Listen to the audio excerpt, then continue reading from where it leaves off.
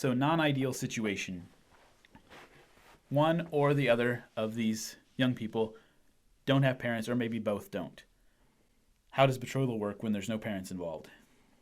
Or start with what happens if the groom doesn't have parents? Okay, if the groom doesn't have parents, I would suggest that he find a spiritual advisor, that he can trust as a father to basically act as his father in this situation. Someone who's looking out for his better interests.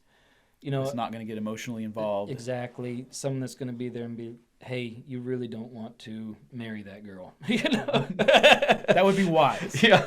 But he wouldn't have to. He wouldn't have to, but because we do have the example of Jacob going on his own, acting as his own agent. Mm-hmm. And he did so well. That's recommend advisors. He did, yeah. Get an advisor. What do you think? I agree. Definitely get a spiritual mentor, maybe an elder from your church, someone that you trust and that knows you. Especially, that would be a good thing.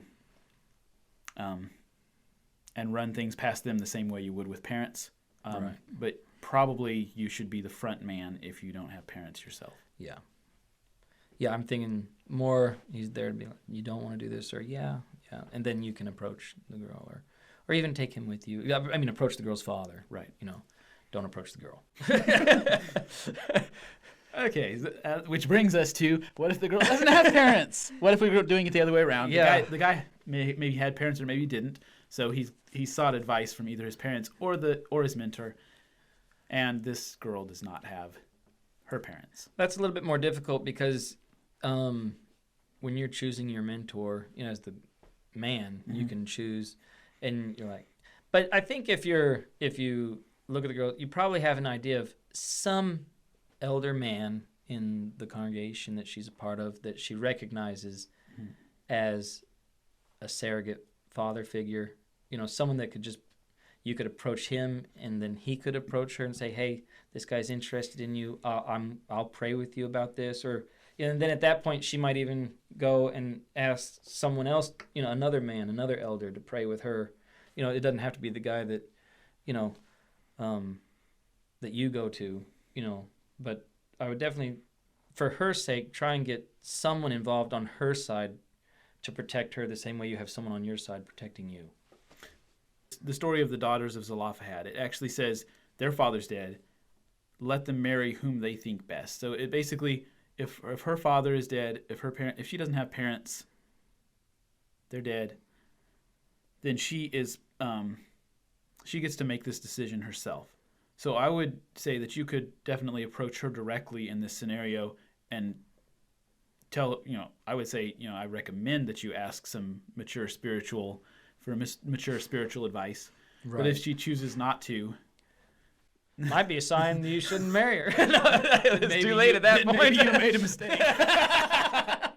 No, if she accepts you on the spot. But a lot of times she might have a brother, that you can approach, and not that he has, not that he has authority the same way. Yeah, and that's a whole other discussion. But the idea is, just to get her some kind of protection, the same way you do. Right. But she can just go on her own, I'm assuming. Right. I wouldn't. I think it shows It shows better intentions if you are willing to let her have this advisor person. Yeah. I think if as a girl some guy comes to you and says, "No, I want you to make this decision. Don't talk to anybody else about it," that you should be awfully suspicious that this is not someone with good intentions. He doesn't have your best intentions at heart. He's at least immature. Yeah. At the very least. If you're single and not necessarily considering anybody, it already would be a good thing to find spiritual mentors in your life. For the young women, talk to the older women. For the young men, talk to the older men. Have those people in your life that can speak into your life in all areas, not just when it comes to marriage, but in all these areas, because we aren't really meant to walk without leaders. Yeshua discipled the apostles. Yeah. The apostles, Paul had Timothy, he had Titus, he had these father figures even when there were no fathers. Yeah. Yeah, exactly.